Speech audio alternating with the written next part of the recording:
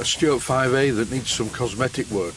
This engine was bought online by one of my customers and sent to me for some limited renovation, as he originally wanted to do the cosmetic upgrade himself. But the engine is still sat in my workshop because I think the customer has lost interest somewhat in miniature steam engines. Originally, this old Stuart 5A steam engine arrived in my workshop in 2018. I cleaned up and modified the valve gear, made some new parts for the valve gear, fitted it to the engine and made it run quite well. I also made a crosshead lubricator using a small hand pump and an oil tank. And round about the same time I also fitted a mechanical lubricator to lubricate the cylinder. So what's the problem? I think the customer's lost interest and I'm asking myself, do I need to buy this from him or do some kind of trade on another engine that I know he wants, that I do not at the moment want to sell? When this 5A steam engine bought online arrived with me, I thought to myself, well, this is a bit of a rough old engine. And I really was quite pleased when the customer said, well, I'll take care of all the cosmetic work and the paint, etc. But if you look closely at this engine, you will see there's quite a lot of work needs doing. It took me quite a while to get this engine to run properly, but in the end it did. Here it is, running on the bench using compressed air. And it works just as well in forward as it does in reverse.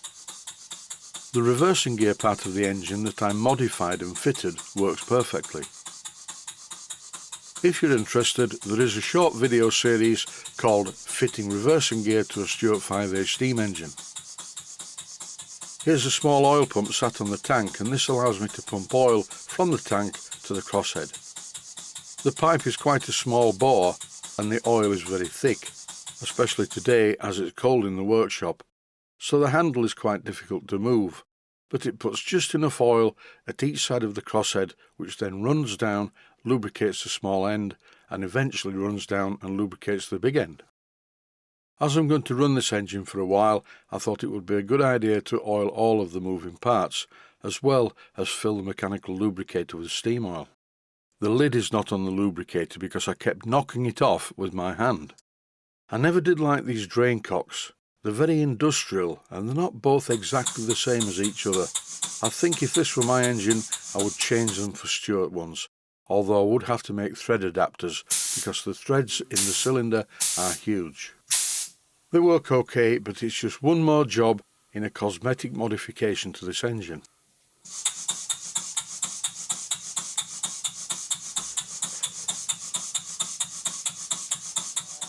I removed one of them to clean it up using a wire brush in the Proxon motor tool that's bench mounted, and this made it look slightly better. This of course is an entirely different drain cock, and to fit this I would have to make a thread adapter. The cleaned up drain cock when refitted looked like this. I don't think it's any better really than it was before I cleaned it up. Here's an edited extract from episode 1 of the series that I made when I first received the engine. In this clip the engine is running without the reversing gear, and it ran quite well. I think the original builder had problems getting the reversing gear to work because the eccentrics were machined as a pair and they weren't right. Here's an edited extract from episode 1 of the series. Here's the valve gear in a plastic box, and I'm going to tip all these parts onto the bench to see exactly what I have to play with. Some of the parts in the box are nothing to do with the valve gear, so I sorted that out and ended up with just the valve gear parts. This is one of the eccentric straps and eccentric rod parts. In the centre of the picture you can see the expansion link. This component allows the reverse eccentric and the forward eccentric to be engaged with the valve rod. The position of the expansion link is controlled by the link rods at the top left of the picture. I'll explain the operation in detail as I go on.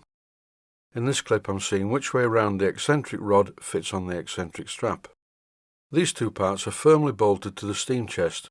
Most of the engineering standard on this engine is quite good, but the pin that goes through the castings is not good at all. I'm going to remanufacture this part using a piece of steel. I'm really not going to clean up too many of these parts because the owner of the engine in the USA wants to do this himself, and he also wants to paint the engine too. But certain parts I do need to clean up as I go to make the job easier. Here are all the components that I currently have for this reversing gear. The reversing gear parts in this clip are sat in their approximate position that they will be in when fitted to the engine. This is the valve fork, and the shaped piece of metal in the valve fork is the die block which slides in the slot of the expansion link. Time to get on with the job. The first thing to do is to make sure that the eccentric straps fit on the eccentric sheaves, and they do, so that's a good start. I need to dismantle part of the engine, starting with these horrendously oversized nuts that someone's made to hold the steam chest cover to the steam chest. I've been looking forward to this because these nuts are really horrible and spoil the entire appearance of the engine. I often go on about badly painted engines generally not being very good, but this is the exception to the rule. This is what lurks inside the steam chest. It's a slide valve. Before I do anything else though, this paint on the steam chest cover has to go. As the position of the slide valve in the steam chest is critical, I'm going to clean up this part before I fit it all back together.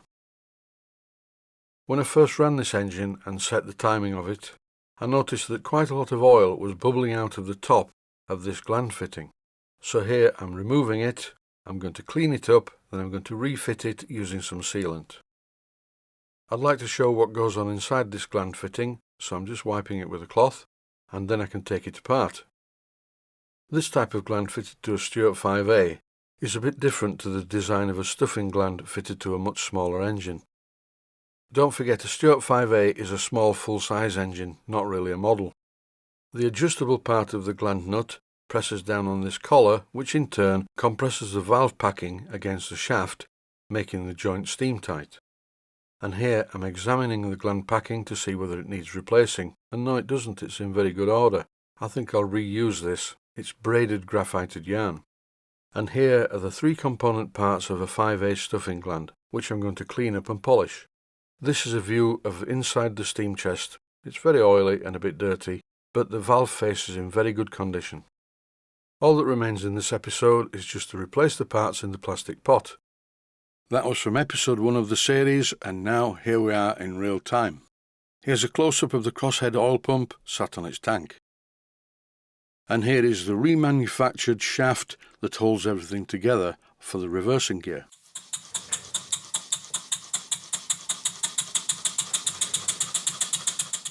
The flywheel's a bit rough, so I thought I'd take this opportunity to at least clean up the edge of it and remove all the chipped paint. Even though this Stuart 5A runs very well, the crankshaft is bent, and this is a bit of a worry really. It's bent at both ends. Because the crankshaft is bent, this is why the flywheel's wobbling, and I really hate to see this on any steam engine, particularly one the size of a 5A. Here's a close-up of the crankshaft end, and look, it's not running true at all. It's not the end of the world because the engine still runs very well, but it doesn't look good. For some reason completely unknown to me, there's something wrong with the casting on one of the mounting lugs. This engine is far from perfect. I'm going to compare it with the one that I did a lot of work on. I bought a few scrap parts and I made the rest of this engine you're about to see. This engine runs very well. I didn't make the crankshaft though, I must admit. This is a brand new crankshaft that I bought via eBay from a man called Bruce Davey, who used to run Bruce Engineering, and at one time they sold quite a lot of Stuart Models parts. As you can clearly see, the flywheel, which I machined and fitted, has almost zero run out. If you have a steam engine where the flywheel wobbles slightly as it rotates, it's nothing to worry about really. It's very visible on full-size steam engines, particularly on traction engine flywheels. In this clip I tapped out the key, removed the flywheel, and then I refitted the flywheel to see if it was any better. In this clip I'm tapping the key back into position using a copper-faced hammer. But unfortunately it didn't make any difference in the slightest. To straighten or repair this crankshaft I would need to remove it from the engine. I can't use the soft hammer method on such a substantial crank. This job would of course take considerable time, and I'm running out of that very fast. And that's where I am with this engine. I don't particularly need another 5A because I have a twin 5A as well as my favourite 5A that I've just shown in the video. I think I would rather package it up and ship it to the customer in the USA. And that's it for this one. Stay safe, thanks for watching, and I hope you found it useful. please take the time to visit my Mainsteam Models website and click on the section of the website that says Video Playlists. And by doing that, you can find other videos that you may like to watch. And by using the playlists, you can actually watch the videos back to back.